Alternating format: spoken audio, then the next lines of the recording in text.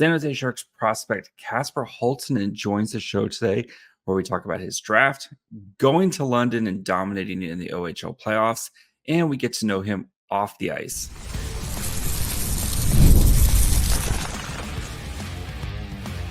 You're Locked On Sharks, your daily podcast on the San Jose Sharks, part of the Locked On Podcast Network, your team every day. Hello, welcome to Locked On Sharks, the premier hockey podcast covering your favorite team in the Bay Area. My name is JD Young, caretaker at the Reef, also co-host of Western Conference Tuesdays on the Locked On NHL channel. I want to thank you for making Locked On Sharks your first listen.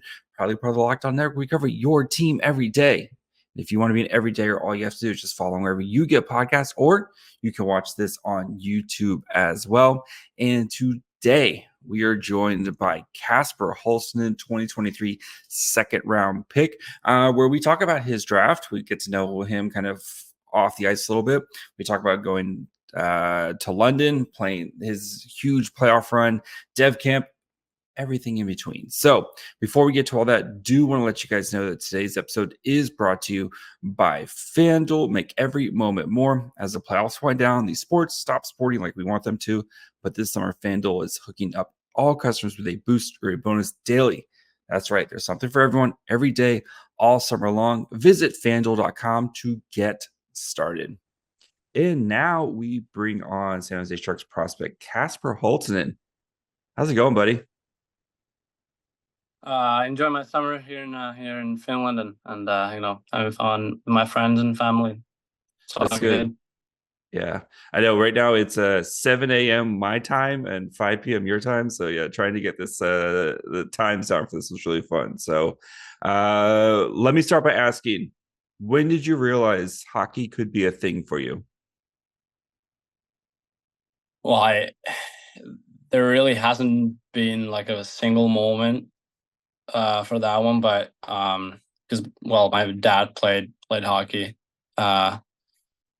and he had a pretty good career. So I think it has always been my thing from day one. Just almost born with a hockey stick on my hands, and grew up watching my dad play. So it has always been my thing. Growing up, who was your favorite player, I guess, other than your dad? There was many of those. I mean, when I was younger, of course, like Ovechkin and Crosby. Like Teemu Selanne a lot. He played back then when I was a little kid. I think he played his last Olympic Games 2014, I think. Mm-hmm. And and since that, I think Patrick Laine and Mikko Rantanen and those guys have been my favorite players that I look up to. Yes, a lot of kids your age. They you have to come down on one side of the Crosby Ovechkin line. So which one do you got? Who's the GOAT between those two? Well, I gotta say Ovechkin. Like, just the shot, the goal scoring ability. Just it's amazing how he does that. No, it's most kids say Crosby, but yeah, no, Ovechkin, the best goal scorer I've ever seen. So yeah. All right, so who do you try to model your game after now that you've getting older and stuff? I know I assume Ovechkin, there's of course the shot, you can definitely see that in your game, but who else do you try to kind of model your game after?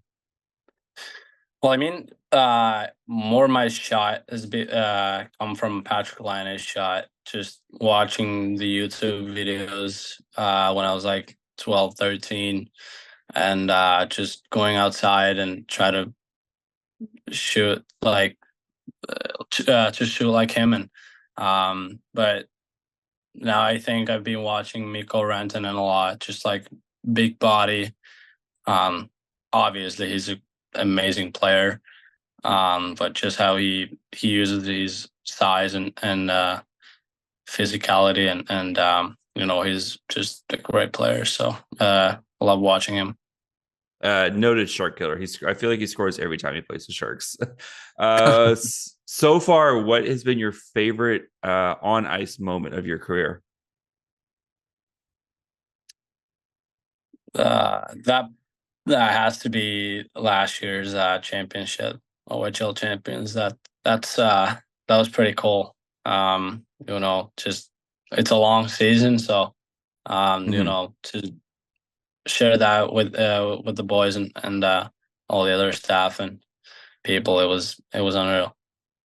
Yeah, it's I mean, a special moment. I know, like watching the celebration, you kind of skating around the cup.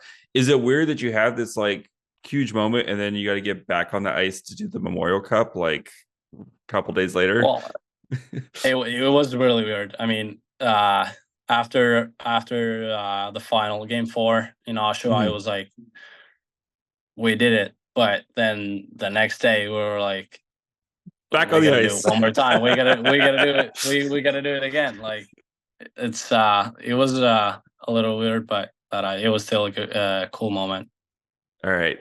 So heading into the 2023 draft, what was your experience like? Did you have any idea that the Sharks were interested? Like, how many teams did you talk to? Kind of what was your draft process like?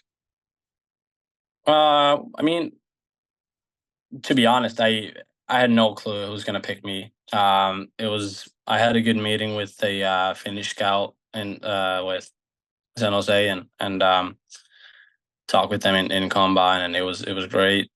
But just my mentality in the draft, it was just like enjoy the moment. It's like once in a lifetime moment. I don't really care when I'm gonna get picked, but I got pretty lucky to get picked in this organization. It's pretty nice, and it's pretty cool to be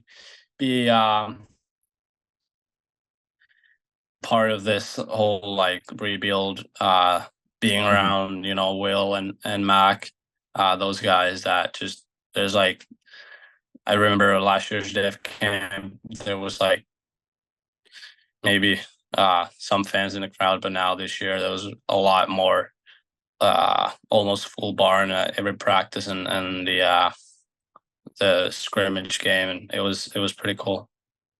All right. We'll get to the dev camp here in some more in a minute, but wanted to keep asking about the draft. So it was in Nashville last year. Was that your first time in the US, or like what was your Nashville experience like? It wasn't actually my first time. I've been here there a couple of times, just those like national team tournaments and stuff. But got to spend a week with my family and some friends in Nashville. It was one of the weeks that I will remember for the rest of my life, for sure. Very hot, wasn't it? Oh, it was so hot, like boiling hot. Yeah, I wasn't used to that. It was hot. Yeah, my wife and I went out for the week too, and yeah, like the humidity kills you, man. We were not prepared for it. No. All right. So back to your shot. I've heard it described as the hardest shot I've ever seen in juniors. How do you manage to get it so powerful, but also keep it accurate? I've always loved shooting pucks. That's like, there's no really like a magic thing or some special thing that I do. It's just I've been shooting pucks so much, like every summer. Every time if I have time after practice, I shoot pucks, and that's just one thing that I really enjoy doing, and I think I'm pretty good at that too. So just trying to keep building that. It's not perfect yet, so and I don't think that it'll never be perfect, but I'm going towards that, and trying to work towards that every day. All right, guys, before we continue with Kasper Halttunen, and we talk about his season with London, talk about the playoff run, all that fun stuff, just need to take a quick break. sports. I love them so much. I never want them to stop. But as the playoffs wind down, we get fewer games, and these sports aren't sportsing like I want them to. But FanDuel lets me keep the sports going whenever I want. All I have to do is open up the app, dream up bets anytime I'm in the mood. In the summer, FanDuel's hooking up all customers with a boost or a bonus daily. That's right. There's something for everyone every day, all summer long. So head over to FanDuel.com to start making the most out of your summer. FanDuel, official sports betting partner of Major League Baseball. So, of course, last year, right, you went to the OHL to join London. What was the decision behind that instead of maybe staying back in Finland for another season or two? I mean, maybe like in the last 10 years, there's not a lot of Finnish guys that have made that decision to move there. And there's really like no, like people don't talk about it that much in Finland here. And, I just, all the good things that I heard about London, well, first of all, I don't regret that decision at all. It was the best decision of my career so far. I had a great year, but it's just, Sharks helped me with that too. To kind of like told me things and about London and how good is the development program there. Just the coaches and everybody. It was the whole thing. It was just I couldn't be without going in there. I had to go. It was they told me that pretty well. So it feels like maybe like a big confidence boost, maybe playing, getting to play a ton of minutes, right? Playing against guys your own age, and you can kind of, it felt like as the season got on, you really got your confidence back, right? Yeah, it was a huge part of that. All right. Also, I mean, so you mentioned London, and we know they are very good at developing. They pump out NHL players, but they also are kind of that team that everyone loves hating. What's it like kind of every night going out there and you're kind of got the target on your back just because you're wearing that green sweater? I mean, I loved it. I loved to be the villain. It's I've had that same thing in Finland for many years. I've always played in that team that everybody wants to win, and I think that's just cool. I mean, every night there's like it's not gonna be 10-1 or 8-2. It's just you gotta work hard every game to win them, and that brings people to the crowd too. They want to see the London Knights play. So I loved it. All right. Excuse me. At Dev Camp, we heard Todd Marchment, the Sharks, who's in charge of development. He said that you kind of felt heavy around World Juniors and had to start doing some extra work off the ice. So, what type of extra work did you have to do, and kind of how did that improve your game as the season went on? Well, I mean, one thing that I've always had to work on, and one of my things that I always have the one thing that I got to work on, and I've been not very good at that is conditioning and all that stuff. So I was just like, well, I want to get better, and just started.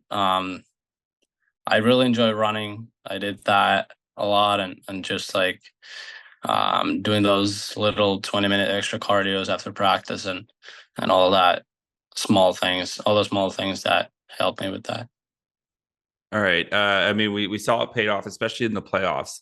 Have you ever been in a zone like that where it's just like hat trick, just every time it felt like you shot the puck, it was going in the net?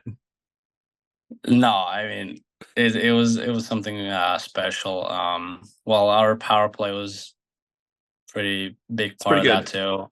It was pretty good. I had pretty good guys around me there, so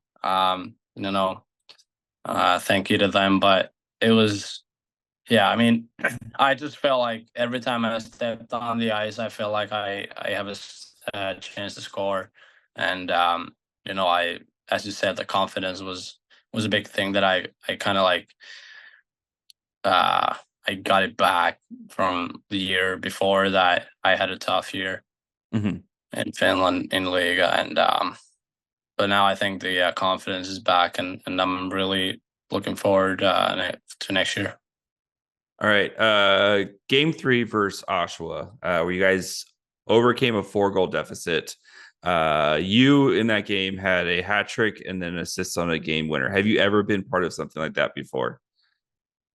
I don't think so. It was that has to be one, like, probably the craziest game I've ever been part of. It was special. Like, share that moment, share that whole game with the guys going down 6-2 to the third period. It was like, in playoff, that's probably 99% of the time the other team wins. But we were just like, no, not today. I went back. I did it. I went back and I like rewatched, especially the third period. It felt like you never left the ice in the third period. One, how tired were you the next day? And two, what's it like kind of knowing, having that like the coach's confidence that, like, we're down, but he keeps throwing me out there because he thinks I'm going to be the guy to help bring us back? Well, I mean, we had the fourth game a couple days after the game 3, and I wanted to win the game 4 so bad, so I didn't really feel any tiredness or anything. It was just more kind of waiting for the game 4. And I always think that in those moments I think that I'm the best guy out there, and I wanna help the team to win at all costs, and those are the moments that I think that I'm at my best too. So it was nice that the coaches saw that on me and in me, and they trusted me to get the game back to us, and of course the other guys did pretty well too. I mean, the game tying goal by O'Reilly and game winning goal and all those bumper bonk goals and all that. It was a team effort, but I'm really thankful for the coaches that they trusted me, that I'm gonna help the team win. All right. You kind of mentioned earlier about winning the championship, like seeing the final seconds count down and stuff. What's that moment like? It's kind of like you gotta remind yourself that this is real. Like, it has been a long season, and it all comes down, like, when you see that the game's, that they're not going to come back. There's 10 seconds left. You're kind of like, this is really happening. Like, oh my God. It was special. I mean, just hugging all the guys and the staff. It was special. All right. Of course, we kind of mentioned the Memorial Cup. You beat Saginaw in the playoffs. You beat them in the first round in the round robin, excuse me, and then you lose to them in the final. That's like kind of annoying, right? Where you beat them like 7 times or 5 times, and then they get all the credit for winning the championship. Well, I mean, of course, we just lost the wrong game, and they were good in that game. We were not, especially at the first period wasn't good for us, and kind of got back a little bit in the second, and then third period effort was good for us, but then just fell a little short. But of course it feels wrong, but we just lost the wrong game, and that's just how it is. That's hockey. Sometimes you just lose the wrong game. All right, guys, before we continue with Kasper Halttunen, we talk about Dev Camp. We talk, of course, getting to know him off the ice and find out if he wears socks with his skates. Just need to take a quick break.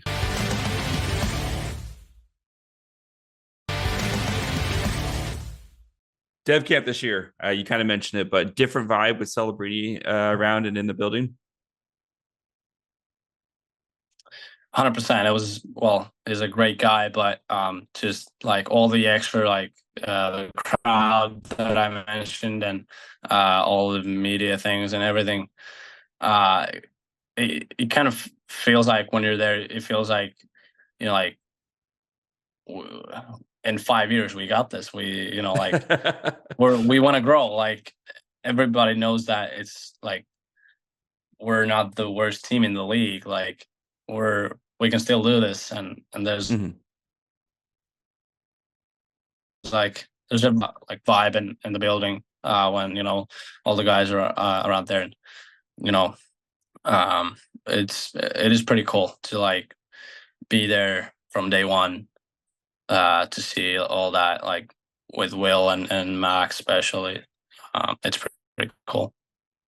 All right. It kind of got the like actual game itself kind of got, I don't know if it was intentionally or unintentionally, but it was Musty and Smith versus you and Macklin. Did it feel fair? Does that feel fair? Oh, 100%. I think it was a pretty good matchup in there, and we had a lot of fun. His passes, they seem Macklin Celebrini's passes. I know you scored off at least one, if I recall correctly. He seems pretty good at finding you guys in the right spot, right? I just feel like I don't have to. I had great guys passing the puck to me in London too, and I think Macklin just keeps doing that. Just he just puts the puck to my gun, and I don't have to worry about anything else than hitting the net. All right. Of course, the Sharks also drafted Sam Dickinson, who you played with last year. What are they getting with Sam? I mean, Sam is just like big, strong, fast on the ice, mobile. He has a great shot, great two-way defenseman, and he's a great guy, great dude. I was really pumped when I saw that the Sharks picked him. I was up here, like, what was it, 4 a.m., 3:30 a.m., middle of the night watching the draft, and I was just fingers crossed, hoping that they're gonna get Sam. I wasn't actually expecting Sam to be open 11, but I was really happy that he was, and that the Sharks picked him. I asked Mike Greer that, and I don't think he was expecting Sam Dickinson to be there at 11 either. So I think that was a very happy. He was pretty happy to have him available there. All right. Of course, for you, the big question is what's next, right? You are eligible to play in the AHL this year because of coming from Finland. Is that the goal, is to try to get to be playing in San Jose this year? Yeah, I mean, going to the camp now, my goal is to get a spot from the NHL roster, of course, and that's kind of my only goal right now, and everything that I can see right now, just to get that spot and having the mentality for it. So I'm just really looking forward to the camp and trying to do my best in there. All right. Of course, you mentioned, or we know that you played professionally already. How do you think that's going to help since you played against grown men at such a young age, and now you're going to be playing against grown men, in either the NHL or the AHL? I mean, it helped a lot. Just to get like the feeling of like strong grown man. There's going to be some hard hits. All the battles are harder. You got to be stronger and faster too. So I think that 1 year helped me a lot with that. All right, we'll get you out here on some fun off ice questions. So, game day, are you a superstitious guy? Like you got to do everything the same way? Or are you kind of you have your routine, or are you a let it ride type of guy? I have some routines. Like I have this actually Swedish drink company, Nocco, that I drink before every game, and just a couple of small things, but not too much. Nothing too crazy, because Otherwise, I think my head is just getting like all messed up. So I'm trying to keep it simple. Not one of the like you have to put on your left skate first, then your right skate, and then I know there's some guys Well, like actually, that. I gotta put everything like left first and then right. That's the thing that I have, but nothing too crazy. Nothing too crazy. I know you mentioned your Swedish drink. Are you a coffee guy before games or no? No, just the Nocco. That's all I do. Okay. Uh, are you a guy who does not wear socks with your skates? No. Always, I don't get guys that don't wear socks inside the skates. That's just, I don't know how they do it. It's a red flag, It's right? weird. It is a red flag, big red flag. Or yeah, it's weird. I know every once in a while you get someone who's like, "Oh, I do it," and they say it's like once you like get used to it, it's comfortable. But yeah, it seems weird and gross, and those Yeah. guys need to be on a list. So, all right, last couple questions here. What was the last thing you watched on TV?